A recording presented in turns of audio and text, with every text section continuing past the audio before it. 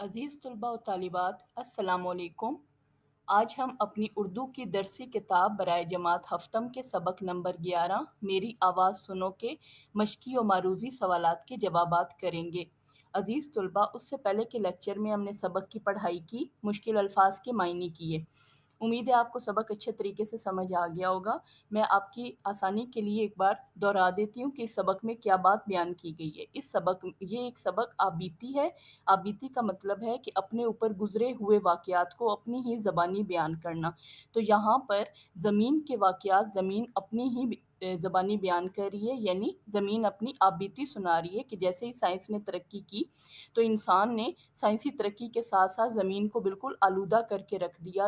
گاڑیوں کے دھوئیں، فیکٹریوں کے دھوئیں، درختوں کی کٹائی، جنگلات کی کٹائی، ان سب نے جو ہے وہ ہماری فضا کو، ہمارے ماحول کو آلودہ کر دیا۔ اس کے ساتھ ساتھ فضائی آلودگی کے ساتھ ساتھ فیکٹریوں کے زہریلے مواد نے پانی کے اندر رہنے والی آبی مخلوق کو بھی بہت زیادہ متاثر کیا۔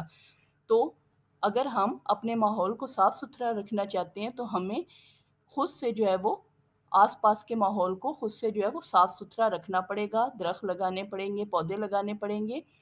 ہمارے پاس دو ہی راستے ہیں کہ ایک صفائی کا راستہ اور ایک یہ گندگی کا راستہ۔ تو بے شک صفائی کا راستہ ہی اچھا اور سیدھا صاف ستھرا راستہ ہے، جیسا کہ ہمارے مذہب میں بھی بیان کیا گیا ہے کہ صفائی نصف ایمان ہے۔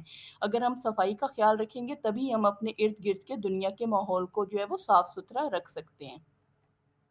آئیے اب ہم سبق کے مشقی سوالات کرتے ہیں۔ سوال نمبر 1 ہے، درج ذیل سوالات کے مختصر جوابات دیں۔ پہلا سوال ہے، آبیتی سے کیا مراد ہے؟ آبیتی سے مراد ایسی کہانی جس کے واقعات اپنے اوپر بیتے ہوں، یعنی اپنی زبانی اپنے حالات کو بیان کرنا آبیتی کہلاتا ہے۔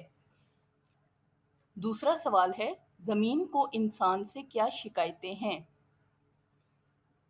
زمین کے بقول انسان نے اس کا حسن تباہ کر دیا ہے، ترقی کے چکر میں پڑ کر پانی اور فضا کو زہریلے مادوں اور دھوئیں سے آلودہ کر دیا ہے، درخت کاٹ دیے گئے ہیں جس کی وجہ سے زمین پر آکسیجن کم ہو گئی ہے اور سانس لینا بھی مشکل ہو گیا ہوا ہے۔ تیسرا سوال ہے، دھوئیں سے کیا نقصان پہنچتا ہے؟ دھوئیں سے فضا آلودہ ہوتی ہے، آلودہ فضا میں سانس لینے سے سانس کی بیماریاں پیدا ہو جاتی ہیں جو جان لیوا بھی ثابت ہو سکتی ہیں۔ اس سے اگلا سوال ہے، زمین انسان کو بے حس اور ظالم کیوں کہتی ہے؟ انسانوں کے لگائے ہوئے کارخانوں سے زہریلا مواد نکل کر پانی کو زہر آلودہ کر دیتا ہے، جس کی وجہ سے آبی مخلوق یعنی پانی کے اندر رہنے والی مخلوق بھی بہت زیادہ متاثر ہو رہی ہے۔ اسی وجہ سے زمین نے انسان کو ظالم اور بے حس کہا ہے۔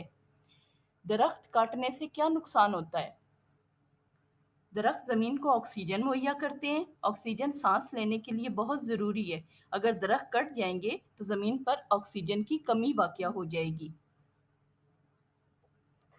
اس سے اگلا سوال ہے، پودے لگانے سے زمین پر کیا تبدیلی آ سکتی ہے؟ پودے لگانے سے آکسیجن وافر مقدار میں پیدا ہوگی جس سے زمین کا ماحول خوشگوار ہو جائے گا۔ آبی مخلوق سے کون سی مخلوق مراد ہے؟ آبی مخلوق سے مراد پانی میں رہنے والے جاندار ہیں۔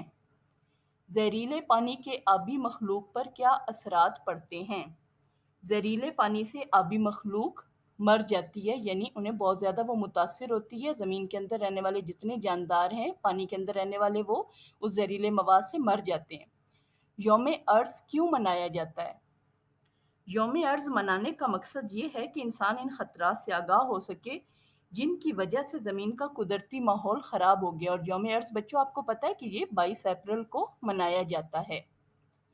قدرتی ماحول کو بچانے کے لیے آپ کیا کر سکتے ہیں؟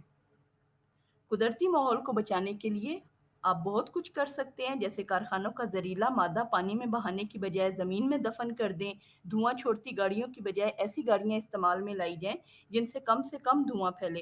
شجر کاری کے موسم میں زیادہ سے زیادہ پودے لگائیں تاکہ آکسیجن کی فراوانی ہو اور انسان صاف ستھرے ماحول میں سانس لے سکے۔